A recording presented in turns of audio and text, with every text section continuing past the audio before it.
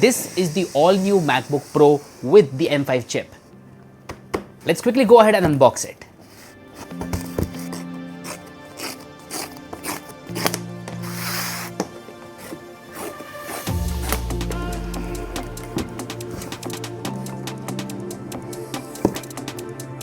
Now, the first thing inside the box is the MacBook Pro itself in the silver color. For now, I'll keep it aside and let's see what else do we get inside the box. Then there is also this braided charging cable. It's USB-C to MagSafe. Next up, there is a sleeve. Inside this sleeve, there is the Apple polishing cloth.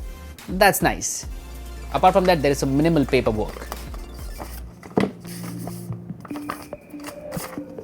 Moving on, there is a 70-watt charging adapter inside the box. And that's about it for the box contents. Let's get back to that MacBook.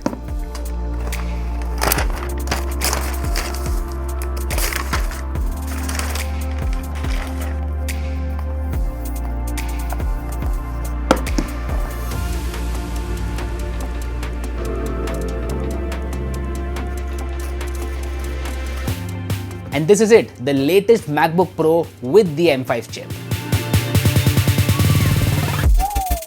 So hey guys, Harsh here and welcome back to Technolobe. By the time you guys watch this video, I'd be using the MacBook Pro with the M5 chip for 2 to 3 days. So this is definitely not my review, just my initial impressions about this laptop. What do I feel about it, what's new and things like that. I'm going to keep this laptop aside because it is kind of heavy and I don't want to keep doing this and this. So yeah, I'm going to keep it aside here and yeah, let's talk about that processor. So this is actually the base MacBook Pro and now it comes with an M5 chip. The higher variants come with the M4 Pro or the M4 Max. So these are the 3 chipsets from which you can choose: M5, M4 Pro and M4 Max. I've got the M5 here, which is a new chipset, and Apple says that there are major improvements in terms of AI performance as well as GPU performance. Now the variant that I've got here has a 10-core CPU along with a 10-core GPU. It has 32 GB of unified memory along with a 1 TB SSD storage. And it also has a nano texture coating on the display, but we'll get to that in just a bit. So how is the performance of this new MacBook Pro? Right off the bat, here are some Geekbench scores comparing the M5 MacBook Pro with the M4 MacBook Air,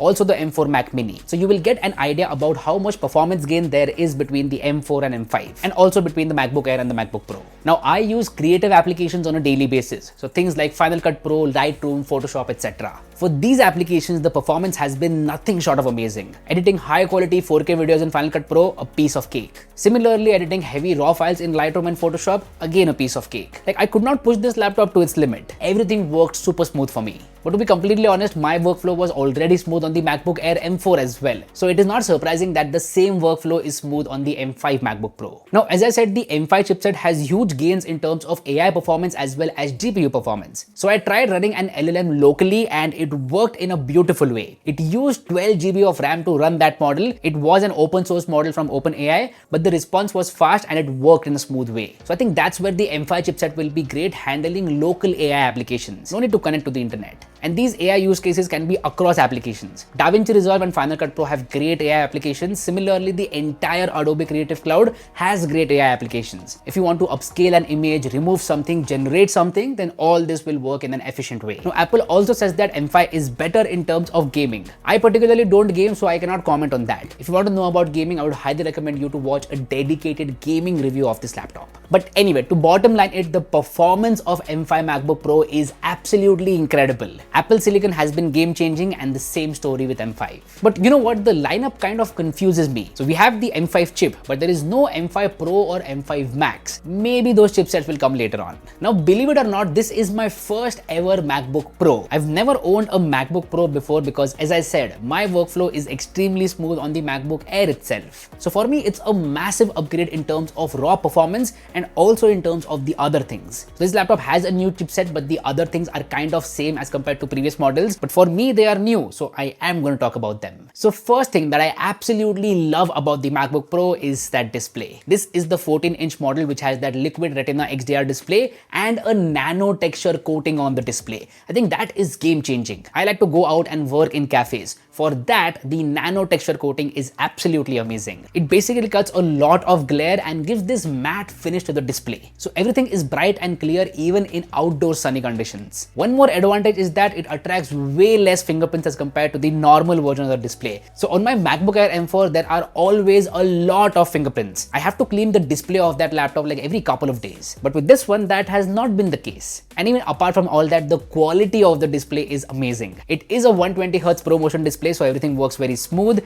and the colors are just awesome. I did a lot of videos and photos on my laptop, and for that, color accuracy is important. That's why I'm glad that the color accuracy is awesome. It's also a bright panel. Display definitely gets a thumbs up from my side. Now the next thing that I appreciate about the MacBook Pro are ports. 3 Thunderbolt ports, 1 HDMI port, 1 SD card slot and the headphone jack. Oh yeah, MagSafe charging as well. That SD card slot specifically is superb for me. Literally all my cameras still use SD cards. I can just plug in the SD card and start editing. Super convenient. Even the keyboard and trackpad are great, and I also like the fact that the keyboard is black color, like the border of the keyboard is black. Gives it a dual tone look which looks pro. Battery life is one more thing which has been awesome. Ever since I got this laptop, I've been continuously testing it and I've not charged it at all. This is one major advantage with Apple Silicon battery life, and that does carry forward to the MacBook Pro as well. It is a bit thicker and heavier as compared to the MacBook Air, but I would gladly take that because the battery life is absolutely amazing. Charging is also fast at 70 watts and you can upgrade to a 90 watt adapter as well. That is an add-on.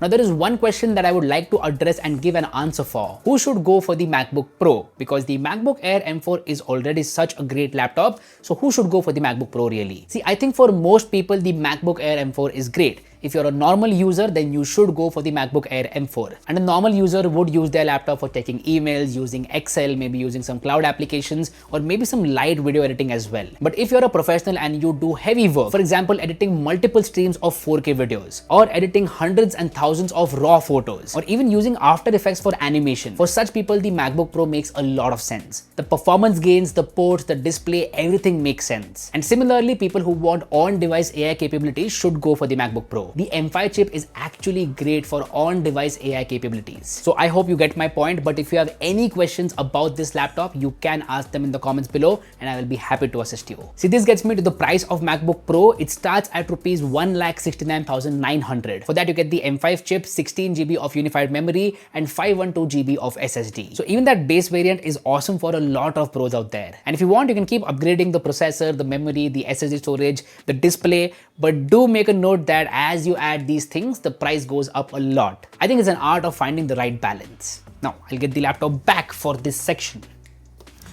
See, in my couple of days of using it, I am loving the MacBook Pro with the M5 chipset. I hope I conveyed that properly with you through this video. And if I did, then make sure to hit that like button. If you are new here, hit that subscribe button and share this video with your friends and family and tell them that there is a creator in India making high quality tech videos. That's been it. My name is Harsh Punjabi and I'll see you guys very soon in my next video.